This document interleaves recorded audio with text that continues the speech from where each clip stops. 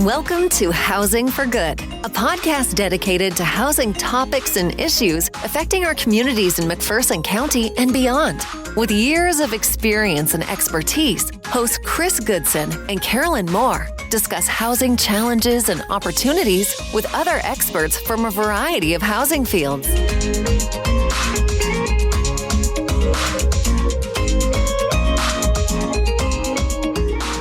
Hello, and welcome to this week's episode of Housing for Good. I'm Karolyn. And I'm Chris. Okay, Chris, so we're joined by Tucky today, and we'll get into who he is and what he does. I know, I'm really excited about this one. I'm always excited about every single thing we do, but this is a really great one. I think it affects everybody. Yeah. And I'm hoping that our people that are national and international can get something out of it as well. Yeah. And they can see in their communities how housing and workforce are connected. Now, you already gave away the secret. I know, I'm sorry, but it's okay. Go on. So what do you have for news? So for news, I have on April 30th, McPherson Housing Coalition and the McPherson County Housing Task Force will be sponsoring a meeting, and that has to do with our countywide housing study. In that study that we were able to get, they actually have a lot of things in there that say, how do we move this forward? Yeah. You know, have you ever gathered all this data and you're like, this is great. Now what am I supposed to do with it, right? Yeah. What is this for? So, and that actually happened. I think many years ago they had a housing study and everybody paid all this money. And then it sat on a shelf because nobody knew what to do with it. Well, and that's the point where you feel like you're drowning. Yes. Because there's so many aspects that come into creating more housing, and what does that look like? So this is going to be great because we have different breakout sessions. I mean, as far as we have some people who are on the financial side, we have people for city, county government. We have people that provide services, so there'll be different groups within that. It's not a conference; it's just like a couple-hour deal. Yeah, that meeting. Where we're going to get together, and then we're going to say, "Okay, you're working on this. What is your goals and objectives? What are we doing here? Or are you already doing it?" Yeah. You know, like the Community Foundation, they're already doing a lot of marketing in Go McPherson. So, is that something McPherson Housing Coalition should be doing, or should we be focusing more on getting the housing build and the grants and stuff like that? So I'm really excited. This is going to be a great couple hours on April 30th. So if you're interested in being part of this, you can call us 620-241-7828, extension 11 or extension 17, and we'd be happy to talk to you about it. Absolutely. Okay, now I gave away too much, but now we have our guest. So we are joined by Tucky today, and he's going to introduce himself and tell us what he does. Yes, thank you for having me. So Tucky Allen, Business Services Director for Kansas WorkforceONE. So in Kansas, historically, there's been 5 boards. We were Board 1, which was everything west of Abilene down to Colorado into the Panhandle area as we go further west. Now we have taken on 17 more counties east with the Lawrence, Manhattan, Topeka, Ottawa, Junction City area. So now we got 79 counties. That's unbelievable. Okay, let me just... How do you even do that? You don't even live in a house. You live in your car, right? For the most part, yeah. During the day, I am in my car for sure, but I try to get home every night. How in the world do you do 79? That's mind-boggling. So we have. I'll tell you how we do that. We have 15 different workforce centers with people in them that are there to help with workforce, whatever tasks that they need to accomplish in order to better their workforce or to start in the workforce. We're doing a lot with youth right now, so it's challenging, but it's needed. So now there's 4 boards, and we're Board 1 and 2. So we have now called it Area 1 East and West. That makes sense, but that's still huge. That's a big undertaking, even if you have a lot of people. Yes, absolutely. That's incredible. Incredible that you're able to do that. So give us just an overview of the services that Kansas WorkforceONE offers job seekers and employers. Okay, sure. So those are our two clients, employers and job seekers. Everybody in the workforce centers knows that. It's all about jobs. So it's connecting them, job seekers, to the employers, to the right job that fits them, and vice versa for the employers. If they are looking for a fit, that's what we're going to try to find them, is that 100% best quality fit. Now, does that happen every time? No. But that's where our training funds will come in. We can reimburse an employer what we call all the job training, up to $3,000 while they train their new hire and get them skilled up and ready to go. Because they're not producing in that first 90 days, not producing a great bit, but Those funds allow them to get skilled up, take a look at somebody that they probably would not have looked at before, so they can cast their net a little larger, if you will, knowing that they can get those training funds to train them up. So that's a great incentive. You're going to pay me that much money to get somebody going. That's Yes. a great incentive. And is it an application process for that help, or how do employees access those funds? There's not an application process. It's just a matter of just getting with me. They can reach out to me. Any employer can reach out to me. I direct that whole division. It is a great incentive, but for the most part, they are just always looking for people, and that's our job, is to make sure that they have the people. Now, we do have a population problem. It's not a workforce problem, or it's not a work ethic problem in the state of Kansas. We have great work ethic from the youth up, but we have a population problem. We need people. We need them to stay. We export our greatest commodity, which is our people. Our youth that are graduating from McPherson, for example, they don't know why they want to leave. They just want to leave. You know, that my kids said that to me as they were growing up. Mom, I don't want to live in McPherson. Why not? It's a great community. So fine. They went away and did their little thing. And then they came back and said, okay, there's no place else I want to live. Okay, I could have told you that. Sometimes they have to discover it for themselves. So are you talking high school level and college level? Both, yes. We have a work-based learning funds right now that take us into the high schools to do workshops. We do a lot with JAG, so a lot with the JAG, Jobs for American Graduates program. Those students, for the most part, have identified that they're not going to four-year college. Yeah. They don't have that plan. They're going to go to a tech school or a certificate program, or an apprenticeship program is brand new in Kansas. I mean, we're doing a lot with registered apprenticeship because that is a earn-as-you-learn job. So you're already hired. You're already getting paid. Now you're just going to learn the skills to be proficient at that job. So a lot of that's going on. But in the high schools, we look at the youth. The youth get a bad rap. And the first thing that I always tell them, and I have this slide when I do a PowerPoint presentation, and it's Time magazine covers. So what I tell them is, every kid has gone through this. You're not going to be the doom of us all. You're not the laziest crew ever. I know. I've never heard that before of you. Yeah. Everybody has gone through that. So except for the Gen X, we're pretty good. So I have a question. So since you're talking about we have a population problem, are we doing something about that? Yeah, we do a lot of a lot of international, a lot of out of the area. Recruiting. Like last year, we went to the New Mexico State Fair to try to recruit some people up here to come this direction. A lot of people love Kansas. We handed out these beautiful little sunflower stickers, and everybody came to our booth. But no, we didn't have great success getting them to relocate here. And some of that is housing, or actually a lot of that is housing. Realtors will call me here in McPherson and want to sell my house. And I'm like, well, what do I do if I sell my house? Where am I going? Yeah. Where am I going? So it is definitely a dilemma.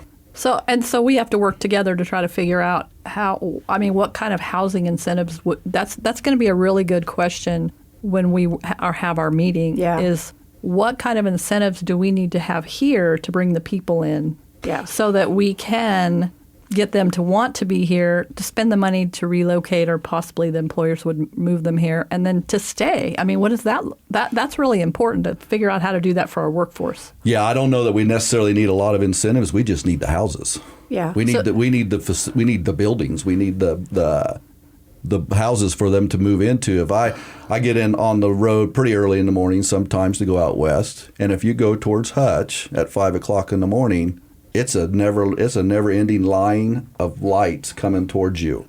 And they're all coming to McPherson to work at Pfizer, Certainteed, not Certainteed anymore, NCRA or CHS. They're coming to McPherson. Yeah. They would live here if they could. It would behoove them to do that. So it's just another, tough. it's a matter of trying to figure out how to build houses at all levels, right? At all levels, so that people have some options as to where they want to. So I want to circle back to, you mentioned internships, kids getting out of high school, maybe those that have done a little bit of college and they're going, okay, wait, I think I want to earn my way while I'm learning. We used to have a building trades at our high school that taught people how to build houses. Do you see that kind of thing coming back? Are we circling back to that? I believe so. There's been enough attention given to that I believe we are circling back. We're very, very fortunate in Central Kansas because we have Hutch Community College. Yeah. It's not just because I office there. They are a great partner. They have, I want to say, at least 10 apprenticeships under their umbrella, meaning so they got a welding apprenticeship. If you come to their welding program at HCC or Brooks Trade Center in Newton, you're going to have a job because there's plenty of employers that are saying if they're in your welding program, we will take them. Wow. And we'll put them into the apprenticeship. So it gets into that earn and learn model. But they have machinists, they have welding, they have a fire science. So you can go be a fireman. You can learn to be a fireman under an apprenticeship. So Hutch Community College has taken the bull by the horns, and they've really created a lot of apprenticeships, which we're fortunate to have that. Okay, what about like plumbing, electrical? Definitely. They have all of that as well? Yes. I didn't know they had all that there. I'm an alumni. I just want to say that. Yeah. Well, good. I am too. So that's good. There's a plug for our school. No, they almost any building trades and your union facilities, like your Journeyman. It's a joint electrical training center in Hutchinson. Huh. That is your electrical apprenticeship. Plumbers have that. I do an IBEW 304 apprenticeship, which is the guys that cut the trees around the lines so the linemen can work. That's pretty awesome. And they're coming to cut my tree down in 2 weeks. Well, that'll make some people happy because I know that there's been some signs put up in people's yards about the trim job that BPU did on their tree, and they're unhappy. So what trends are you currently seeing in workforce development besides what we've already talked about? Are things changing even more than that, or what does that look like? I think we're really looking at a learn and earn model many different ways, either at the apprenticeship or it's on-the-job training. So the difference between an apprenticeship and on-the-job training is an apprenticeship has on-the-job training plus classroom training, where on-the-job training is just the hands-on work that you're doing throughout the day and being trained by the employer. But I think we're seeing a lot of that. We're seeing a lot of employers that are seeing that they need to train. They can grow their own. They don't necessarily have to go recruit the best person right now because it's 2% unemployment here. You're not finding that best person right now. It's not going to happen unless they do relocate here or to another community for whatever reason. So I think the employers are definitely opening up to training and being able to do that. Once they get past the hard part of developing their training plan, which all that is a task plus hours to get proficient. Once they get that, it's pretty easy for them. So you don't actually provide training within what you do. You send them to employers and they or the schools provide the training. Correct. Is that correct? Okay. Correct. I want to make sure I had that correct, that it wasn't them, that it was actually, they just kind of connect the dots for people. Correct. You need a job, then we can, is it sort of like, okay, I don't know if I should even say this, but like unemployment office to me that's kind of what they used to do, right? Connect you with jobs and do all that. But this is way past that. Yeah. Absolutely. More enhanced and... Yeah. Now, I'm glad you brought up unemployment office because we used to be known as that. Okay. And because that was, people would come into the workforce center years ago by the senior center. We had a workforce center there and it burned down. That was years and years ago. But people would come in there and that was their number one question is, how do I file unemployment? We got away from that and we have recoined that. Our workforce center should be known as the reemployment office. Oh, that's awesome. Okay. Unemployment's not fun. No, it's hard to navigate. It's not enough money. It's everything. It's not it runs the out. answer. No. It ends. Yeah. It's not good. Now, we had a conversation a while back with Cheyenne Croker from DCF. His position is to help people who are difficult to employ find the best job for them. Do you hear from them? Do you work with them? Yeah, absolutely. We're a partner of DCF. So within the Kansas work system, a lot of people think that's just Department of Commerce. But that is Department of Commerce. That is us, the workforce boards. That's DCF, and that's adult education. Okay. Those are the mandatory partners. So with DCF, there's also, and you may be referring to this, vocation rehabilitation. Yes, that's what Cheyenne does. Mm-hmm. We are Kansas WorkforceONE. We are a direct VR provider. So we have a sector of our staff that's who they're working with across the whole area. And yeah, so individually, we have to meet everybody where they're at. And when at vocation rehabilitation or anybody that has barriers. In 2% unemployment, if they're unemployed, they probably have barriers. Yeah. And that could be a variety of things. So I'm thinking about our special needs population, and a lot of them are in what they call day services. But they're very high-functioning individuals that, to me, could be a lot of people out into the workforce doing some of the jobs that really need filled. Yeah, absolutely. I don't like day service personally. Well, I'm not a fan either, but it is it's a workshop. It's a day shop workshop. Basically, they're typically not getting paid. No, they usually what they're don't. Worth. They don't get paid at all. Most of them. Right. So yes, those folks could be working. And what we find with people with disabilities or barriers, they want to work. Yeah. They just are scared. Like somebody with disabilities that's receiving SSDI. They're scared. They don't know what happens if they don't get those funds. So we have to work with them. We have a benefit counselor on staff that can show them if you go to work for 30 hours a week and you're going to give this up on Social Security, but you're going to get the wages plus the quality of life of working, does that benefit you better? And usually the answer is yes. So how do they, instead of going to Cheyenne, do they come to you, or do you have to put that together? How does that work? Both. The client can choose who their provider is. So in our area, for the most part, the clients will choose WorkforceONE. They will choose our staff to be. I didn't even know that was an option, quite honestly, because we've worked closely in that situation. I didn't know you could do that. Yeah. Typically, they'll choose who they want to be their provider, and then work with them to whatever a job looks like for them is what we're going to try to look at. If they can only work 10 hours a day and they can't stand, things like that, they have to be seated. We'll work with them on that. We'll work with the employers on that to try to accommodate that. Most employers right now will accommodate. If they can make the accommodation and you can be a viable employee, then they're all for that because they need bodies. They need people that they can train. Wow. So, this is really great information for us and for our listeners, because I have been in the special needs community for years because I have a special needs son, and I knew none of this. I mean, he's even worked with DCF before trying to get a job, and he can never seem to find the right fit. Right. And I didn't know you guys were an option. Absolutely, we're an option. We want to help because we know that he probably your son wants to work. Yeah.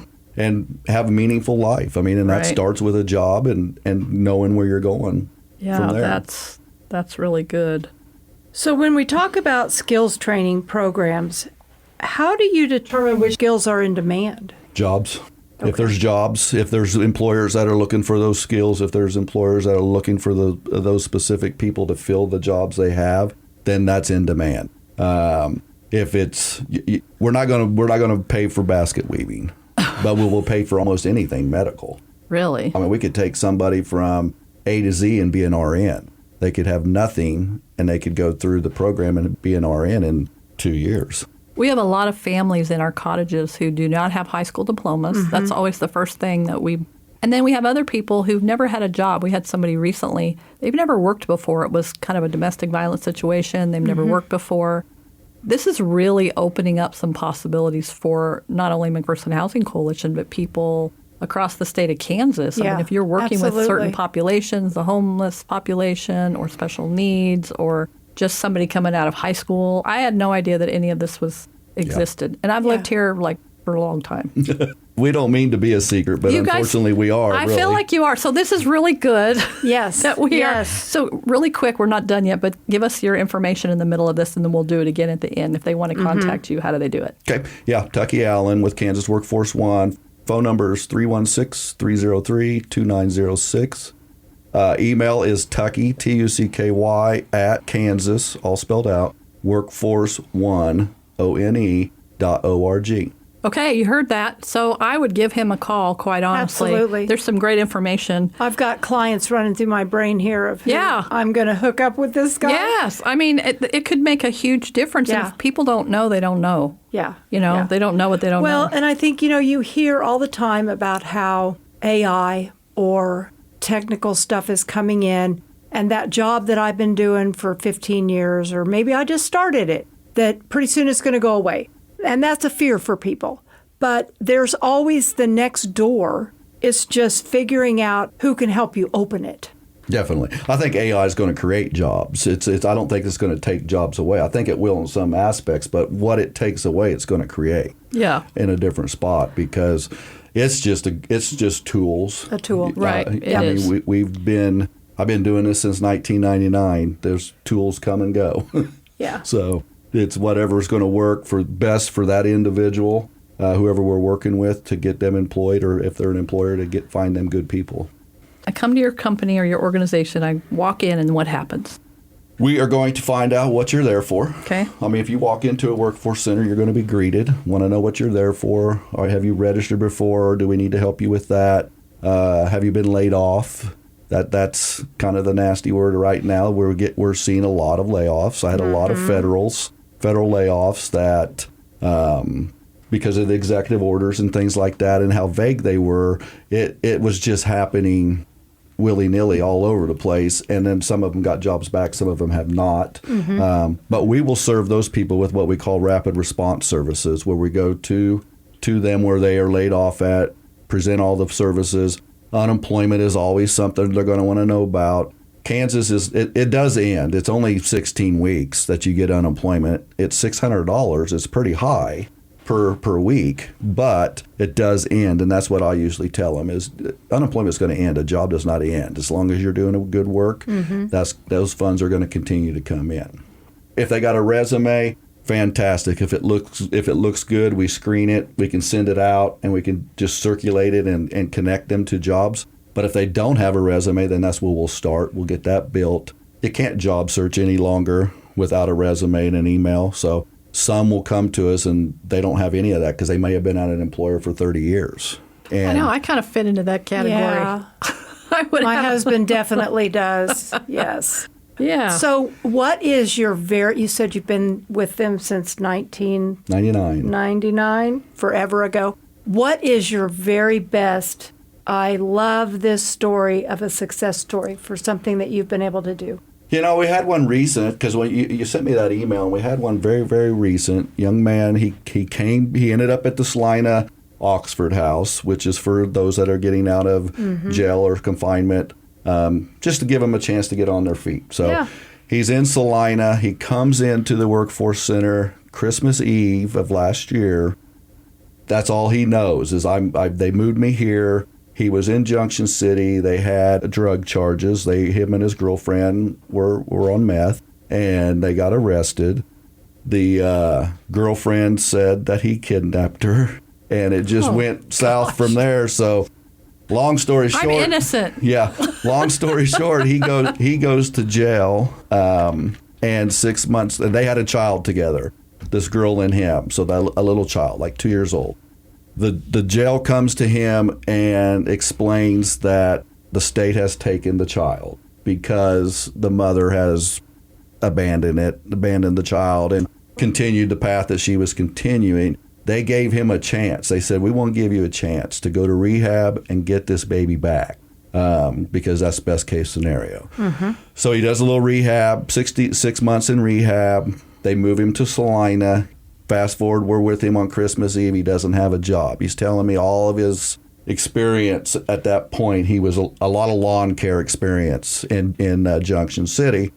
Well, it just so happened we had a new employer, Central Plains Lawn Care in Salina, that was willing to train people, and they were willing. He was a second chance employer, which what that means is if they've been to jail, if they've had some justice involvement, he'll work with them. Gave him a call. His name's Athen. Gave him a call, and he said, "Yeah, send him over. Let's give him a shout." But I'm out of town because it was Christmas Eve. It was Christmas, so day after Christmas, he's there with bells on. Interviews with Athen. They hire him. We did what we call a work experience because I didn't know this kid from anybody. Yeah. What he was telling me, I didn't know. I was believing him. I wasn't not believing him. But we were the employer of record for 150 hours. So we took that burden off the employer. Oh, wow. We paid the wages. He proved himself. And then Central Plains hired him direct. We did on-the-job training to reimburse the employer to get that person skilled completely up and ready to go. And he's a success. That's a win-win that's for everybody. awesome. Yeah, that's a win-win for everybody. Yeah. He, 2 weeks ago, got his daughter back. And Oh, wow. Wow. So That's it's a good great deal. story. Love it. Yeah. When they're able to get their kids back. I Right. tell people that I work with, clients we have, I have made mistakes. oh yeah, I've made mistakes, but I've never been stuck because of a mistake. I've always had support, always had somebody to help me. And honestly, the clients we work with, people that come to you, they're stuck. And they just need somebody to give them that next chance. Yeah. absolutely. And I mean, these success stories can go on and on. We do monthly staff meetings, and that's how we end them. And it's for sure somebody's going to cry Oh, because yeah. the success story is so great. And Yeah, that is awesome. But it's just unbelievable that we did. I didn't know all this. Did you know all this stuff? No. I had no idea. I mean, I kind of knew who he was. He used to show up here and get football uniforms or whatever at the building. But other than that, I didn't have a clue. But wow. So how has technology influenced the services that you provide? we can deliver a lot virtually now. Oh, that's... I mean, COVID taught us that, and it is a good tool because, we do have workforce centers, but take Western Kansas, we have 6, 7 spread out between Dodge City, Garden City, Great Bend, Hayes, but the communities between that, they don't have nowhere to go. They may be 30, 40, 50 miles away from the nearest workforce center. Well, now we can deliver virtual services. They can get a hold of us. We can do everything virtually. We interview virtually now. We meet them where they're at still virtually. That's awesome. Because that's something we did not have 5 years ago. Yeah. It's hard to believe it was 5 years ago. I know, right? It went fast. It's and that's the other. I tell the youth. I said, it goes fast. Time goes very, very fast. The days are long, but the years go fast, and they don't understand that yet. No. But they got a piece of it from COVID. They got a chance to see 2 years was just gone of their life. Was gone. Yeah. Okay, so what advice would you give to individuals looking to improve their employability in today's job market? What's the best piece of advice you've got? I think the best piece of advice is be where you want to be. What do you want to do? If you want to do a hands-on job, then let's get you in a hands-on world. If you want behind the scenes, you don't want to talk to people, but you're still a good person, you can still do a good job. Let's find that fit. So really, I think the best advice is to find the best fit for you as the job seeker. Okay, I love this was that. a great interview. I absolutely love this. Yeah, this is really good. We could go on for days. But So we say this every time. Yeah, I know. learned so much I know we from do. this interview. I know we have. I've learned a lot, and we can help promote this a lot. Oh, because we Please work do. with a lot of people who who really need your services. Yeah. I go to the STEP MC meetings from time to time. They'll have me in there to talk, and those services are valuable to them. I mean, they need to get their way out of whatever they're in. Right. And everybody's different. It's all individualized. That's why I say we meet them where they're at. Yeah. Because every situation is different for sure. Okay. That was awesome. Well, thank you very much, Tucky, for joining us today. Thank you for having me. If you're listening to this podcast and you'd be interested to know more about a subject, or you have somebody you think would be great for us to talk to, then drop us a line at housingforgood@mcphersonhc.org. Leave us a review. Tell us what you like. Tell us what you don't. Tell us about your life. I don't know if we really want to know about that. But anyways, have a great day.